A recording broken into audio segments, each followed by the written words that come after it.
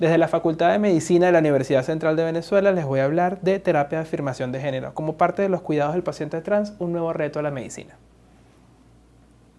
La terapia hormonal de afirmación de género para adultos trans tiene dos objetivos fundamentales que se llevan para disminuir la disforia. El primero es reducir los niveles endógenos de hormonas sexuales para así disminuir las características sexuales de estas personas asociadas a su sexo biológico o a su sexo asignado al nacer. Por ejemplo, si es un hombre o varón que va a hacer la transición hacia mujer trans, tiene que disminuir las hormonas de testosterona. Adicionalmente, tenemos que reemplazar estas hormonas con hormonas consistentes a su identidad de género. Es decir, no solo vamos a disminuir la testosterona, sino colocarse estradiol. En el caso de las mujeres trans, que les voy a hablar, el desarrollo mamario, se va a ver un botón mamario, rara vez llega a ser copa D o copa C, pero muchas mujeres trans disminuyen la disforia. De no ser así, podemos ir a mamoplasia de aumento. Este efecto máximo se ve de 2 a 3 años. Dentro del sistema reproductivo hay disminución del tamaño de la próstata, atrofia testicular y disminución de lo que vendría siendo el conteo espermático, con un efecto máximo a los 3 años.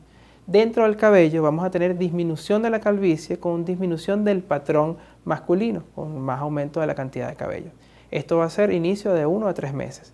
En la voz no vamos a tener cambios, por lo tanto, si eso le produce disforia a la persona o a la mujer trans en este caso, debe ir tanto a foniatría o en algunos casos a otorrinolaringología para corregir.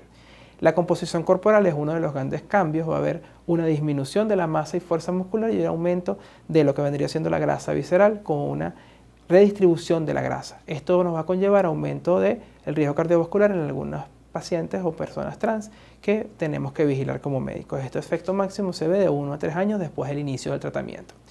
Dentro de la piel va a haber disminución del sebo y por lo tanto disminución del acné. Y dentro de la salud sexual, que es una de las cosas que hay que explicarle a las mujeres trans, es que van a tener una disminución de la libido y que esto es más o menos normal y es muy marcado en los primeros meses y comienza a aumentar un poco después del año, pero que siempre va a persistir una disminución de libido como lo era previo al suceso asignado al nacer de varón.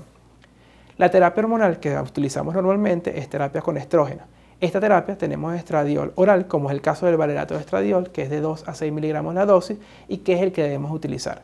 Existen otros estradioles que más comúnmente utilizamos, como el etinilestradiol o estrógenos conjugados, que esos aumentan el riesgo de enfermedad cardiovascular y adicionalmente no se pueden medir de la misma forma o no es fidedigna la medición y no podemos llevar un control adecuado. Existen métodos transdérmicos, los cuales son muy buenos, son parches que pueden mantener niveles más importantes y adicionalmente, aparte de ser menos dolorosos, porque la inyección o que la parte transdérmica no afecta el primer paso hepático. Aquí lo que lo diferencia o lo que lo hace más difícil su ubicación es que no se comercializan fácilmente en Latinoamérica y que son bastante más costosos. Y en el caso de la vía parenteral podemos utilizar tanto el valerato como el cipionato a dosis de 5 a 30 miligramos intramuscular cada 2 semanas. La terapia con antiandrógenos, lo que utilizamos es para disminuir las hormonas propias del sexo biológico. Utilizamos espironolactona, que tanto disminuye los receptores, o sea, es un antagonista de los receptores de andrógenos y es un agonista de los receptores de estradiol y de progesterona. Por lo tanto, tiene un efecto positivo para lo que vendría siendo la terapia hormonal que estamos utilizando. Si lo utilizamos solo, podemos utilizar la dosis de 100 a 300 miligramos, pero normalmente lo utilizamos con las hormonas, por lo tanto, intentamos que sean dosis más bajas. Tenemos también la opción de ciproterona, el cual solamente es antagonista de los receptores de andrógenos, y tenemos el agonista de GnRH que se utiliza fundamentalmente en la adolescencia y que hay poca evidencia que tenga alguna funcionalidad en los adultos. Dentro del monitoreo que debemos llevar en las mujeres trans es evaluación cada 3 meses durante el primer año y luego de 1 a 2 veces al año.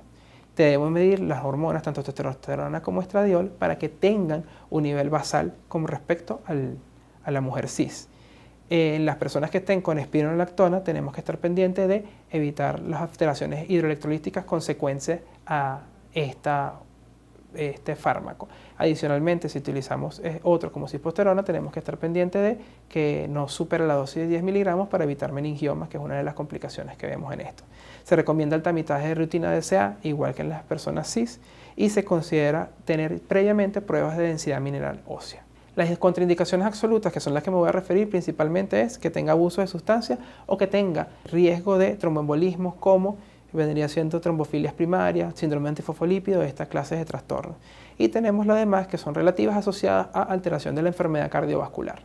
Tenemos, como dijimos, un riesgo mucho más alto, que es 4:1 con respecto a la mujer cis de enfermedad tromboembólica venosa, que como sabemos el tromboembolismo pulmonar puede poner en riesgo la vida del paciente, por lo tanto hay que vigilar riesgo-beneficios en el cambio, el de uso de terapia hormonal propiamente en este grupo de personas que tengan algún tipo de riesgo aumentado. Y dentro de las otras reacciones adversas tenemos la macroprolactinoma y otros efectos menos importantes asociados fundamentalmente a la salud cardiovascular, que es lo que ya he hablado anteriormente. Dentro de la terapia hormonal, ahora a hombres trans, tenemos, como dijimos, diferentes afectaciones asociadas al inicio de la testosterona. En este caso, la composición corporal va a haber aumento de la masa muscular y disminución de la grasa, con ese cambio de la redistribución grasa, como lo contrario a lo que vimos en las mujeres trans. Tenemos cese de la menstruación, que puede iniciar de los 1 a 6 meses, pero que se va a mantener, puede mantenerse en manchados pequeños de 2 a 5 años. También puede haber cambios en el estado de ánimo asociado. Atrofia de la vagina, agrandamiento de clítoris con mayor sensibilidad, que inicia de 1 a 6 meses y tiene un rango máximo de 2 a 5 años. Y aquí sí vamos a tener una alteración en la voz positiva, que un engrosamiento de la misma, que esto se va a ver de 3 a 6 meses y su efecto máximo va a haber de 1 a 2 años, entonces tenemos menos necesidad de foniatras y otorrinolaringólogos en estos grupos de personas. La salud mental, vamos a tener disminución de la psicopatología, disminución de los síntomas depresivos, disminución de la disforia de género, y vamos a tener tanto aumento de la salud sexual por aumento de la actividad y el deseo. Y dentro de la piel, este es uno de los efectos negativos, es que va a aumentar el acné, aumenta el sebo, por lo tanto el dermatólogo tiene que ser parte de este equipo multidisciplinario. El vello facial va a aumentar y también vamos a tener lo contrario a las mujeres trans, que es el aumento de la alopecia o la calvicie masculina. Podemos utilizar dos tipos de testosterona fundamentalmente según las guías internacionales, que son la parenteral y la transdérmica. Dentro de la parenteral intramuscular tenemos la testosterona, el enantato de testosterona, que es uno de los que más utilizamos en el país, que viene en ampollas de 250 miligramos. Utilizamos dosis de 100 a 200 miligramos cada 2 semanas, o podemos utilizar dosis de 50 miligramos, pero no vía intramuscular, sino vía subcutánea semanal. El defecto es que vamos a utilizar más ampollas, ya que esta no la podemos guardar para utilizarla semanalmente, sino que la ampolla que trae 250 miligramos tenemos que sacar los 50. Dentro de otras opciones tenemos un tecnoato de testosterona, el cual tenemos el problema de que es más costosa.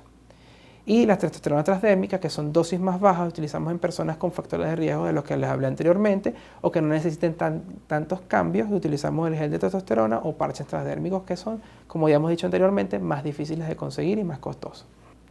Dentro de los riesgos asociados tenemos la eritrocitosis, con un hematocrito mayor a 50% producido por el aumento de la testosterona, sobre todo a niveles suprafisiológicos, y el riesgo de efectos cardiovasculares y disfunción hepática, que son las cosas que tenemos que vigilar dentro del monitoreo.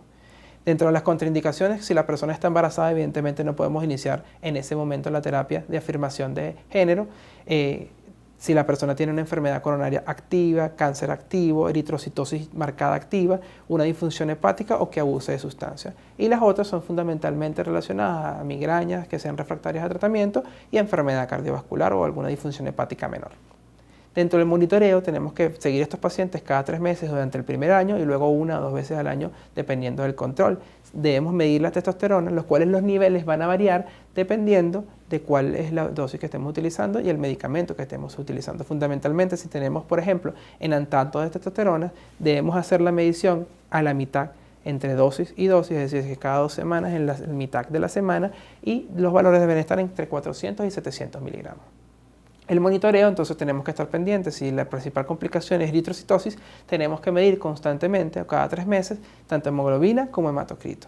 Debemos estar muy pendientes de los factores de riesgo cardiovascular, de los pesos, la presión arterial, los lípidos y el tabaquismo. Equilibrar osteoporosis es importante, pero sobre todo cuando hay abandono de tratamiento, porque esto acelera de forma rápida la desmielinización ósea y conlleva una osteoporosis precoz. Entonces, en las personas que no tienen buena adherencia al tratamiento, hay que estar pendiente de esta complicación.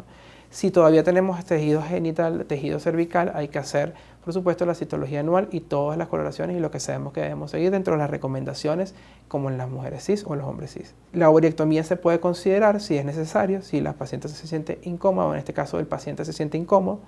La mastectomía es una opción, como habíamos dicho anteriormente. Si se realiza, Entonces, de igual forma, debemos explicarle que debe hacerse autoexamen, tanto periareolares y subareolares deben hacerse anualmente. Y en el caso de que no se haya realizado la mastectomía, debe hacerse todo el control como se está predicho en las guías para las mujeres cis.